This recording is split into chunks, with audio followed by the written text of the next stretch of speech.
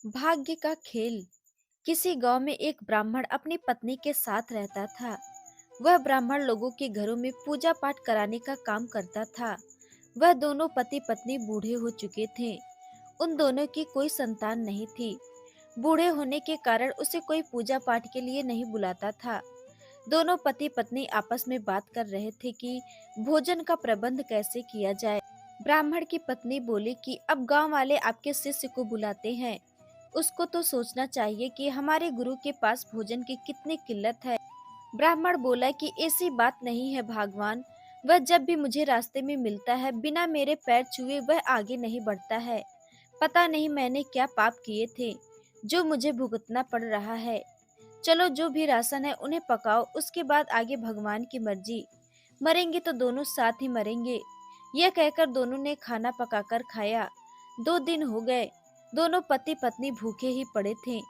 अचानक उस राज्य के राजा को पता चला कि उसके राज्य में एक पीपल के पेड़ पर कुछ भूतों ने अपना डेरा लगा रखा है। राजा अपने मंत्री और भी लोगों को लेकर उस पेड़ के पास पहुंचे। अचानक बादल में बिजली चमकने लगी। वो भूत उस राजा के सामने आ गए और बोले कि बहुत दिनों से मनुष्य का ताजा और स्वादिष्ट मांस खाने को नहीं मिला है।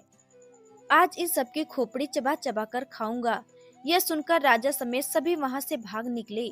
राजा ने उस राज्य में घोषणा करवा दी कि जो भी व्यक्ति उस पीपल के पेड़ पर लाल कपड़ा बांध देगा उसे मैं अपनी 100 एकड़ जमीन दान में दे दूंगा।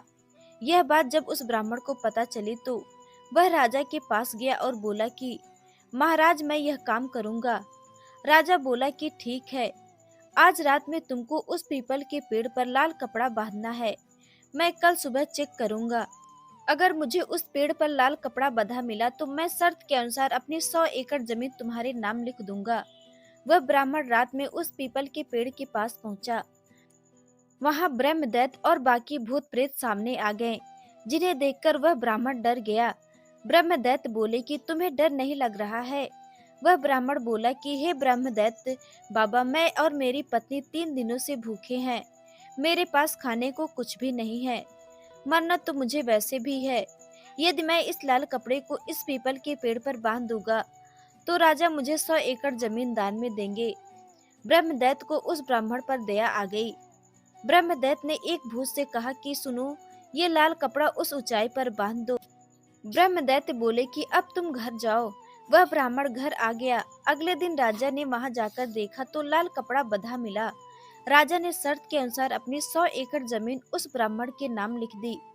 अब वह ब्राह्मण उस खेत में फसल उगाया। फसल बहुत अच्छी हुई थी। अब ब्राह्मण अपनी पत्नी से बोला कि फसल तो उग गई है, अब इसे काटेंगे कैसे। ब्राह्मण फिर ब्रह्मदैत्य के पास पहुंचा। ब्रह्मदैत्य बोले कि 100 एकड़ जमीन पाने के बाद भी तुम यहाँ चले आए।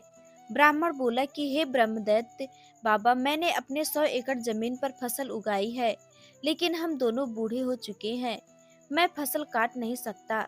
हमारे पास इतने पैसे नहीं है कि मैं मजदूर रखकर काम करवा सकूं। ब्रह्मदैत्य बोले ठीक है, तुम अपने घर के सामने 100 टोकरी और हंसिया रख देना, तुम्हारा काम हो जाएगा। अब तुम घर जाओ। ब्राह्मण अपने घर आ गया। रात में ब्रह्मदैत्य के कथा अनुसार कुछ भूत आया और उस टोकरी की सारी फसल काटकर उस टोकरी में रखकर चले गए। ब्राह्मण और उसकी पत्नी ने ब्रह्मदैत्य बाबा को शुक्रिया अदा किया।